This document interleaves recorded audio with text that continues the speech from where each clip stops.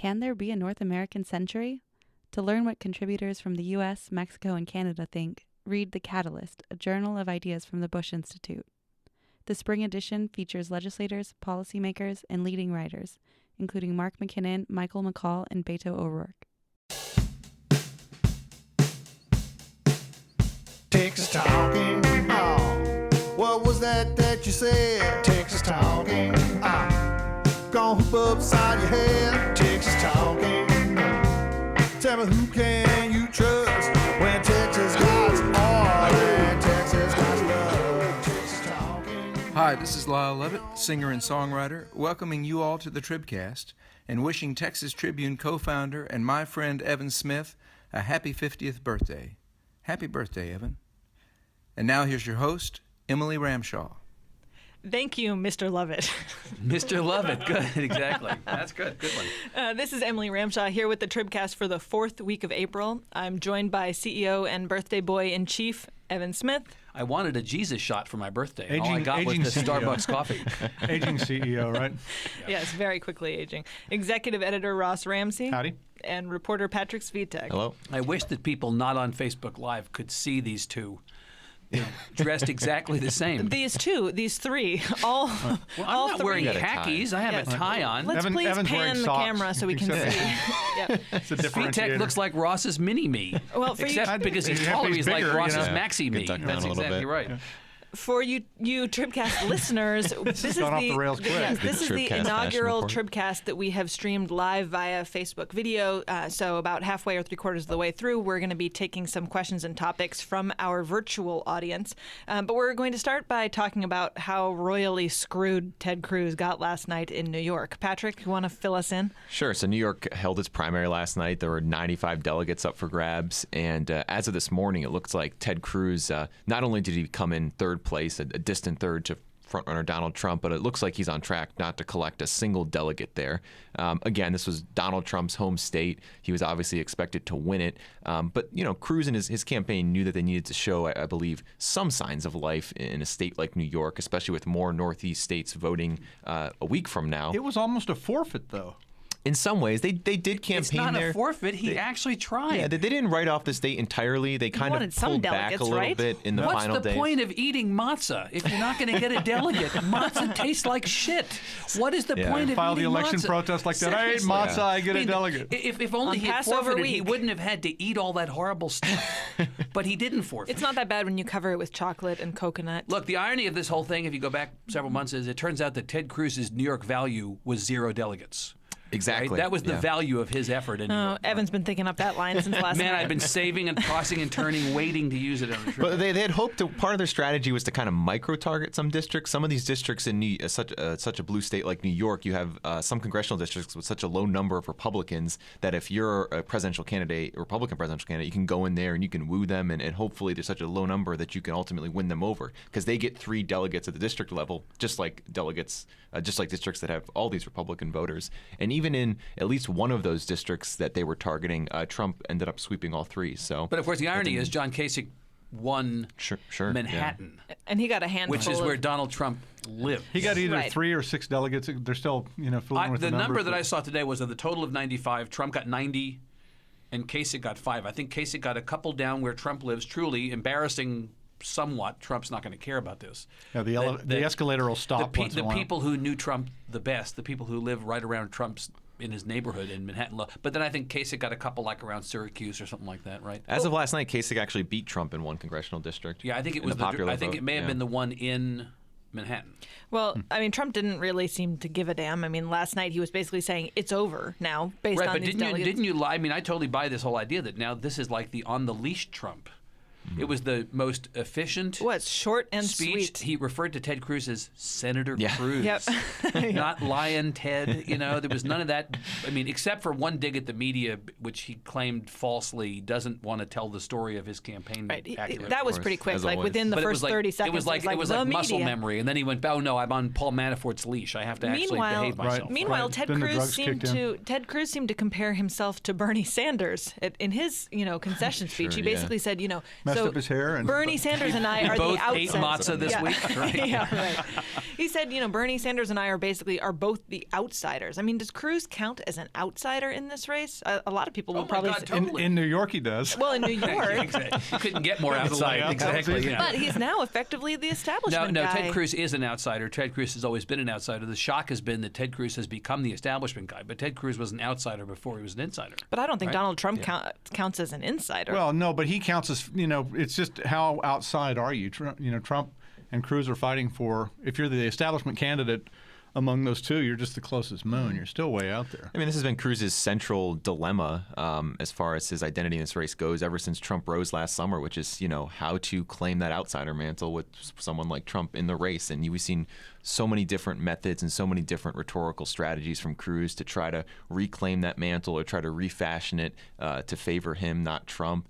And again, he's obviously one of the last men standing, so he's not been completely unsuccessful doing that. But it's still a struggle for him, I think, to find that contrast. And it's got to kill Ted Cruz that he was endorsed by Lindsey Graham, and yet he still isn't winning. Right? That'll be on Ted Cruz's. That's his version of eating matzah, his right? obituary, right? Exactly. Lindsey Graham's endorsement matzah. That's exactly right. His obituary. Ted Cruz, who was endorsed by Lindsey Graham, right? It's killing him. But we're in a weird. This is like through the looking glass. We're in a weird situation now where Ted Cruz is suddenly the establishment choice, and the morning television programs. Fastest way to know that something is not right is to listen to the conventional wisdom on the morning programs, and particularly on Morning Joe. Are they all saying it's over? The conversation today was basically it's over. Right. And there's no way now for Ted Cruz mathematically to get back in this. The assumption is now being made matter-of-factly, which I think is crazy, that somehow Trump is going to get to 1237 or within enough, close enough to 1237 that it was a foregone conclusion he'll be the nominee. I still think he has problems, and I think that Cruz has been much better at stealing delegates. I don't think it's a foregone conclusion at all that Trump is going to be. Well, how does the math work for a brokered convention at this point? If they don't get to if Trump doesn't get to 1237, then you go to the convention. Mm-hmm. You cast the first ballot. You see what I guess the big play there is going to be what the delegates who are unbound on the first ballot do. If enough of them go to Trump, it's over. If enough of them don't, then you free a bunch of delegates on the second ballot. You free the rest, right, on the third ballot. Not all most of the rest. Oh, most of the rest. Yeah. By the time you get to third ballot, I think it's like 90% are free or Right. something like that. And the further you go into that pool, presumably the better off Ted Cruz is, because that's where the organization starts to overtake majorities. Except we really are in uncharted territory. I don't think it's a foregone conclusion that Trump is the nominee. I also don't think it's a foregone conclusion that if Trump is not the nominee and it goes to a second ballot, that Cruz is the nominee. I don't know what's going to happen. I'm not convinced that the rules as they stand today are going to be the rules at the convention. A lot of the really smart players, the Steve Ministeris of the world, want to be on the rules committee at the beginning of the convention. That's going to be a thing. I think the discussion this morning, too, has been how close does Trump get to 1237, and does he get close enough that it would be, intra-party suicide to deny him the nomination? But what's that number, though? It's completely ambiguous. But how do you get through that convention without somebody walking out really pissed off? I thought that somebody who said last night, "You better bring a gas mask to Cleveland." I actually think that's completely Was that generic, right. or was that just for the convention? Well, it is Cleveland. Boy, you're boy. R. Ramsey Who's watching? at There goes our Cleveland audience.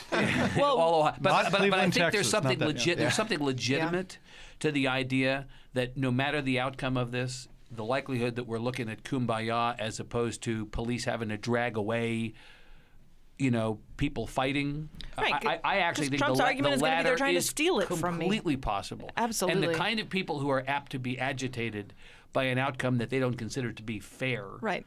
Are the kinds of people who are likely to be throwing punches and using sticks, and it's going to be a complete madhouse. What do they do between there and November is really the question. They can do whatever they want in Ohio, but of course, do those Republicans vote in November? Do they vote for the Republicans? But of course, can they put their party back together? That then begs the question of, well, are the Democrats necessarily going to be any better off? I'm not expecting that there are going to be fists thrown in Philadelphia, but I do believe somebody threw a knish at Hillary Clinton's motorcade the other day from the Sanders campaign. I do actually think that the Sanders voters seem much less disposed Googling knish. Right. K-N-I. Yeah, right. Got it. It's definitely the case that the Sanders supporters do not seem to be with her. if things don't work out their way, at least immediately. And that's a huge issue from the Democrat standpoint. The Democrats are concerned. Look, it could cause Hillary Clinton to make a totally different choice for vice president than she would otherwise make through the front door. Well, the question on that is going to be, does she go toward the Sanders types with the vice presidential thing, or does she go back to the middle? I'm telling you, man, I got all my money on Sherry Warren? Brown. I have all my money on Sherry Brown from Ohio. It's a twofer. It's a state she needs to win, and he's, in essence, a Bernie bro, right? In some ways. Yeah. But I think that actually means, from the standpoint of, because all I care about is Texas, from the standpoint of whether Julian Castro's chances of being the nominee are high or low, I think they're hurt by two things. The fact that the likelihood of either Republican nominee getting a big percentage of the Hispanic vote and her having to make a strategic decision for that reason, that's a low likelihood that the Republicans are going to make inroads. And the second thing is that the Sanders stuff causes her to need to pivot to somebody who is more closely associated with the Sanders shtick. I think she can safely rely on Democrats not voting for either Trump or Cruz. I think they come back either way. So she can pick anybody she wants? Yeah. So Louis C.K. I think that'd be great. That'd be hilarious.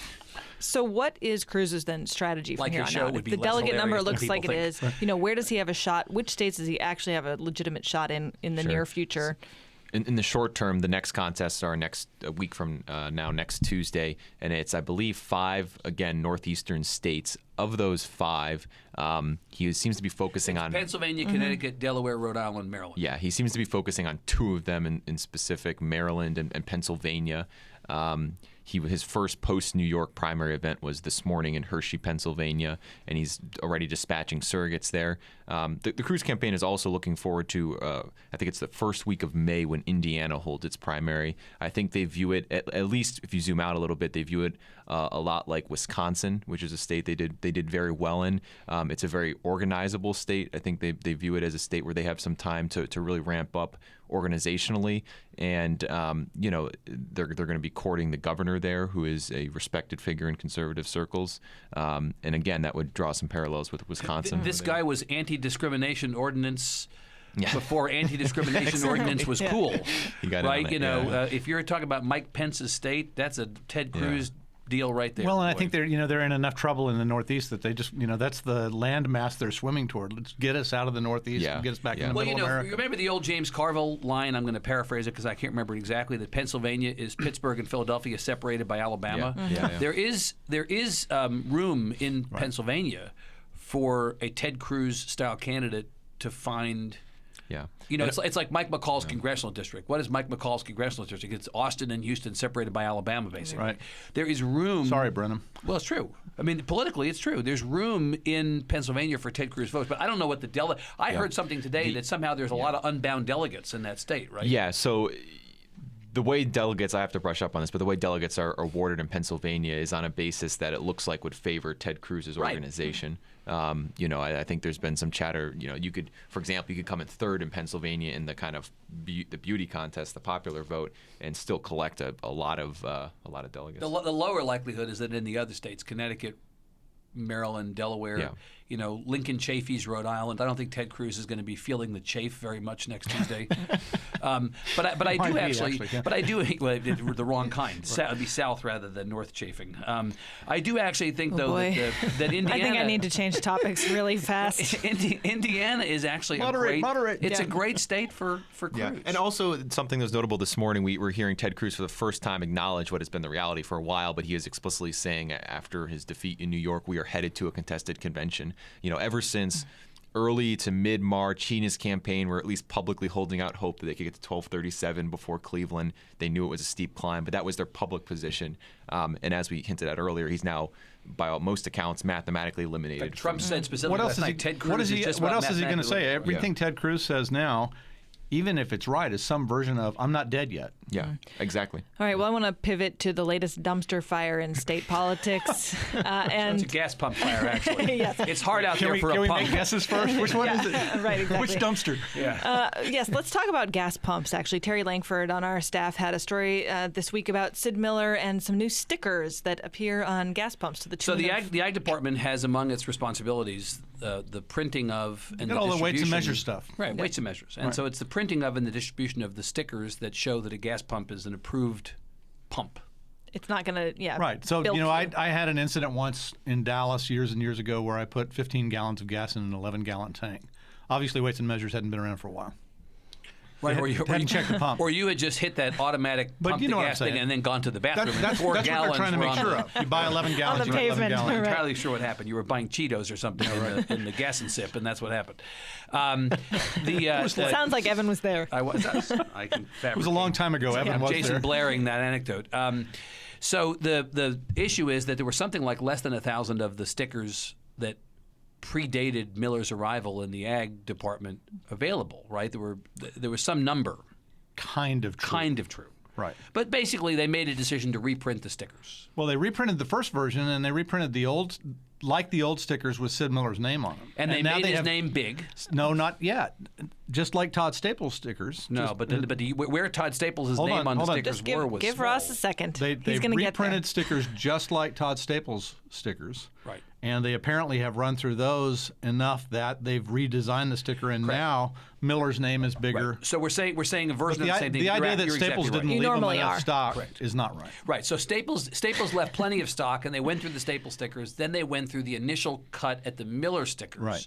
Then, when the Miller stickers had dwindled to some number in the high 3 figures, they made a decision maybe. Right. They made a decision to reprint the stickers. But when they reprinted the stickers, they said, "Hey, maybe we can make the commissioner's name as big as his belt buckle," and so they did, or his hat, And put it at the top of and the put it at sticker the instead of top. down here in the fine And print. then down here in the bottom, With an asterisk. with an Yeah. asterisk, is a message that I'm going to paraphrase: "Up yours, Texas legislature," Right. or something like that. Are you upset about the gas tax? It's basically the fault of the legislature, not me. It's on them. Right. Right. So, of course, Sid Miller, again, To the tune of $90,000. Public by the way, citizen. This redesign. Yeah, makes news. It's it's one of those things where it's not unexpected for a statewide official in Texas to fling his or her name up high on something if they can. People have been doing it for years. The legislature fought with Bob Bullock over this for years on all the publications out of the comptroller's office. They put a thing in state law to keep John Sharp from putting his face or name on the Texas lottery when he was running it. They realized that this is the On the nature balls? of the beast. Yeah. But the thing that probably got the legislature Man, you're going to get a text into in about this 5 seconds. Right, probably. Yeah, that's where. There it is. The thing that got the legislature here was that language that he stuck in there, which was basically all motor fuel taxes are set by the U.S. Congress and Texas state legislature, not all in caps, by all caps, Right. by the Texas Department of Agriculture or Texas Agriculture Commissioner. It's like, Don't blame yeah, me. Love right, Sid. Right. Right. Right. Tweak their noses. Ross, you had this line in a column today that it was Miller's itch for public attention that kept getting him into trouble. Well, he wants publicity and he's getting it, and it's Be careful what you wish. He's right? raised his profile. You do something like this where you tweak the legislature, and he's got some legal problems right now. The Texas Rangers are investigating him. It'd be nice to have some friends, and he just twisted their noses again, and they're like, I'm not feeling very friendly. So we saw this big groundswell of support for Rick Perry when he was indicted a couple of years ago. Yeah. And they had a rally at the arraignment. You could see everybody gather around him. Nobody's gathering around Sid. He's all by Yeah, himself. even Governor Abbott said, was quoted saying there needs to be a thorough investigation. I think this is warranted. Yeah, right. Right. Thanks, pal. Allow me to send John Whitman out Right. to Right. do my right. A legislator, somebody currently in the legislature who's been in the legislature for several terms, said to me some months ago when we were talking about Commissioner Miller, he said the problem is not that we don't know Sid Miller, the problem is that we do. And I think this is the issue. I mean, the issue here for Sid Miller is, as you say, Right. they know this guy. There's an issue with this guy that some people in the legislature have, and he's not working to build a bridge, right? Right. He's got the gas out from the pumps that have the stickers on them, and he's now got a lit match. Well, I was talking to a legislator the other day, a Republican legislator, who said, and I said, how come nobody has jumped up really critically about Sid Miller or about Ken Paxton, who's also facing some legal troubles? Right. And this legislator said, well, we'd all like to talk about Sid, but none of us want to talk about Ken. So we're all going to be quiet. Can we say a word about that? I don't know if this is on your agenda. A very quick word. The very quick word is I keep waiting for the cracks in the facade to appear on both Miller and Paxton. Both of them are in, by the standards of even recent statewide elected officials, in some trouble, at least perceived trouble. Right. It remains to be seen whether either of them is going to be in actual trouble. They could both easily be acquitted. They could both Right. easily be found not guilty of the things that they've been accused of formally and informally. But, you know, the Democrats, Ed Espinoza and Philip Martin attacking Ken Paxton and Sid Miller is like, you know, brush the dirt off your shoulder. Right. When a Republican comes out, or Republicans plural, and come out and start attacking in a public way these guys, that is a crack in the facade. We saw the first version of that sort of this week. David Simpson, state representative from Longview, candidate for Senate District 1 in a runoff, published an op-ed in his hometown paper. I think it was the Longview paper, in which he said basically regarding Paxton and Miller, enough is enough. David Simpson has always flown by his own set of coordinates. But just one, that one name. But just though. that one, Yeah. yeah. But he's the only person who has even remotely stepped out to say this is a problem for the party. I mean, I do think Abbott's statement was giving himself the space to do that in the future, and you know, Oh, his- Well, it's absolutely. more than he Yeah. said about Absolutely. Paxton. yeah, absolutely, For sure. But, I think, yeah. I mean, on the Abbott note, though, I do, you know, what is Abbott thinking? You know, and another pointing to another column this week that Ross wrote that I thought was interesting. You know, is Abbott sitting back and saying, you know, boy, if Paxton goes down and if Miller goes I can down, appoint you know, a bunch of people here. yeah, Right. suddenly I look like I get to Is appoint that people the like rule? Rick Perry. Isn't that's been That's a the question rule. that I've That's been. the rule. The rule Yeah, is if Paxton had to go away or if Miller had to go away, Right. the replacement for those on an interim basis until an election. Right, until the next November. Right. Would it be the next November or would it be the 2018 cycle? No, it would be the next election. It works just like judges. So then they would have to be up for. So, but he could, you know, right? I think Abbott's just being his good old cautious self. I mean, what I was going to say earlier is that I think when you look at the difference between how Republicans could or could not respond to Sid Miller and Ken Paxton, it seems Sid Miller may be a little more palatable because what he's accused of doing or is reported to have done involved taxpayer dollars. It was on his current job. The Ken Paxton charges obviously stem So from. by palatable, you mean earlier. attacking Sid Miller? Well, yeah, it may easier. be easier. I think we still don't have people speaking out about it, but I think the threshold may be a little more lower/realistic for other people to come out and say something's wrong here. Oh, the other thing I'd observe is that we've had an election cycle in which the charges against Ken Paxton, not official and formal, but unofficial and informal, have essentially been weighed by the voters of this state. Well, you know, they looked at the first blush of it. Oh, listen, you know, Dan Branch in the runoff, and then you Right. know, Sam Houston in the general, and the Democrats certainly in the general said, Barry Smitherman in the primary, said right? this is a guy who is ethically challenged, who's Right. going to have problems that are going to come home to roost, and you guys can't risk having this guy be your attorney general. The public said, nah, we can't. Well, because in a Republican primary, he was from the right part of the Republican But primary. in the He's general from the right part election, of that the electorate. Democrats couldn't make any. Look, Ken Paxton's margin against Sam Houston in the general election was no different than Dan Patrick's against Leticia or Greg Abbott's against Wendy Davis. There was no sign of any fall off on Paxton because people had anxiety about that stuff. All right, so let's pivot and see if there are any questions from our Facebook Live audience or topics. Rodney, who's the man behind the camera, do you want to give us a topic or two? One from a lot of people asking more about Ted Cruz. So Jamie Gump wants to know what's the best possible outcome for Senator Cruz at this point in the election, an ambassadorship? The White House. Jamie Gump wants to know what the best possible outcome is for Ted Cruz at a point like this. That's an address on Pennsylvania Avenue is the best outcome. What's the second best outcome? Yeah, the path there would be for him to prevail at a contested convention, which, as we talked about earlier, I think is somewhat likely given his organization. Again, his best bet is being able to kind of plant supporters in the ranks so that in Cleveland, when it gets to a second ballot and subsequent ballots, that they'll be able to switch their support as soon as possible to Cruz. And so, again, if the goal is to still get to the White House, I don't know if we're working within those confines, it's to get to a contested convention and have that organization pay off. It's a very fragile coalition he's building. Like you can't get sworn statements from all these delegates that they're going to eventually switch to you. You have to have relationship building, and you have to just take their word, right? basically. And here's what's not going to happen. He's not going to be Donald Trump's running mate. In fact, I don't think he would be anybody else's running mate. I think it's basically White House or bust for him. And bust in this case means come back to Texas and be senator, which is not a bad. Well, and he's up in he's up in 18. It actually sets up sort of an interesting thing. You know, if there's sort of two branches to this.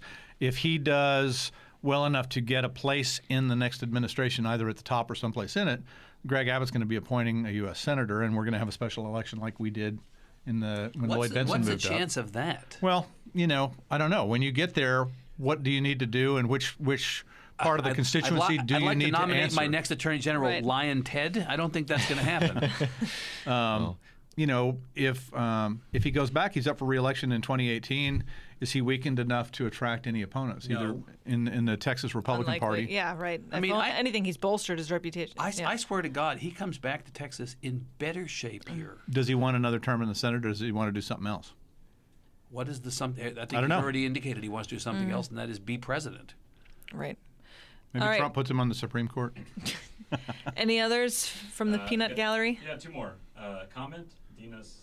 Denise Flores says, unrelated to anything you're discussing, but Patrick has superhero hair. Denise Flores It's not blue enough. says Patrick has superhero I got a hair. haircut 2 weeks ago, I think, so I appreciate that.